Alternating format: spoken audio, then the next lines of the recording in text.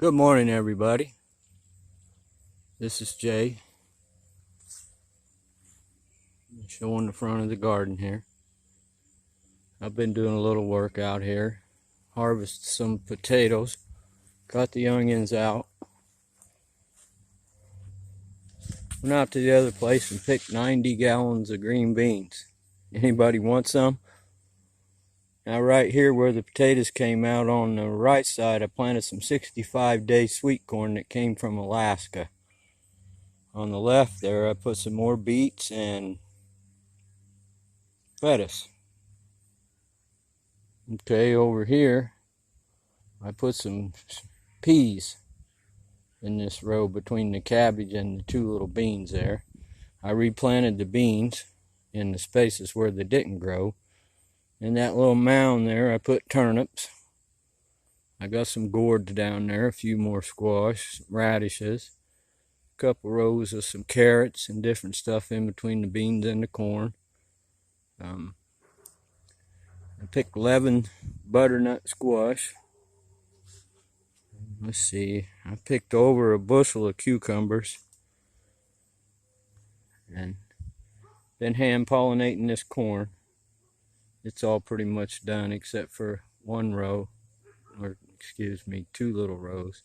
That over there is the glass gem. It's coming on last. But I got some pumpkins in here scattered out, and it seems like the rabbit didn't get all of my wax beans. He nibbled till he made bushes, and they're coming on good. They'll provide some. That's good. Peppers are good. I mean, I've been picking peppers like crazy. I got a ton of them on here. You see them.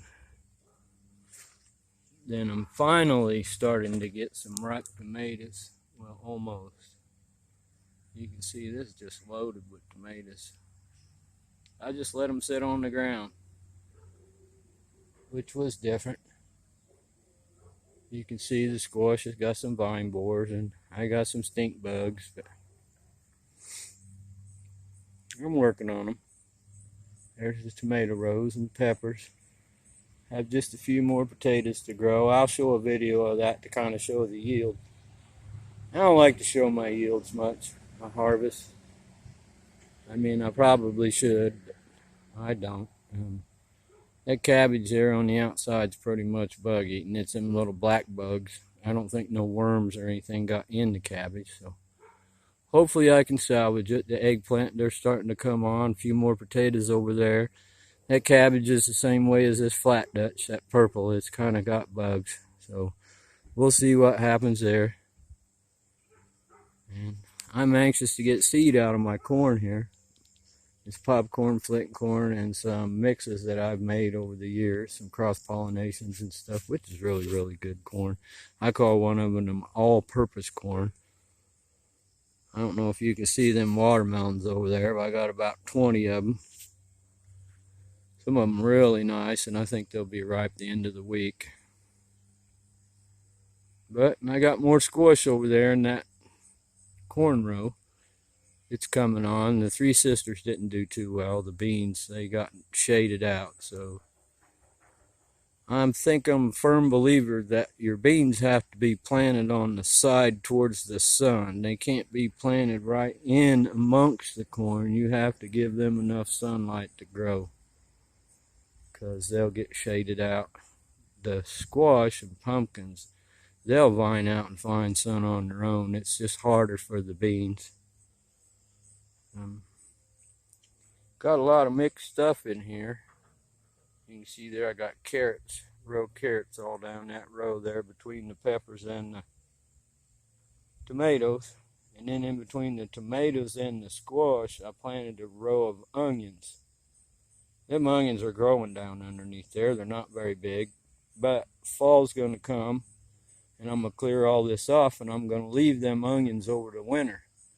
Next spring, whatever there is, I'm going to retransplant them in a spot to grow onions for that fall.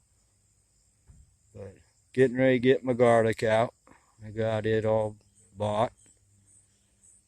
Let's see. Starting to throw a little bit of clover seed in amongst this stuff to get the clover started back up. The bees, they just going crazy over them squash blossoms. I stumbled on a fertilizer this year that I think is probably one of the best that I've ever made. You take them male squash and pumpkin blossoms, you know, they're no good anyway. You only need a few of them. A lot of people eat them. But I'll take them and soak them in a bucket of water for about 3 days in the sun. And I'll pour them in jugs, cap the jugs, and let them set. Well, that flower juice from them squash is amazing fertilizer. I've come to find out that a lot of flowers and a lot of sprouting plants have the best growth potential for flowers and plants. So I'm not going to keep y'all much longer. I got a woman at home, she on the warpath, so I better get back home and try to do what Honey says today, or I'll be living in my shed. But that might be the plan anyway. Redo that little shed and just live in it. Any ideas? I'll thank you, and y'all have a good day.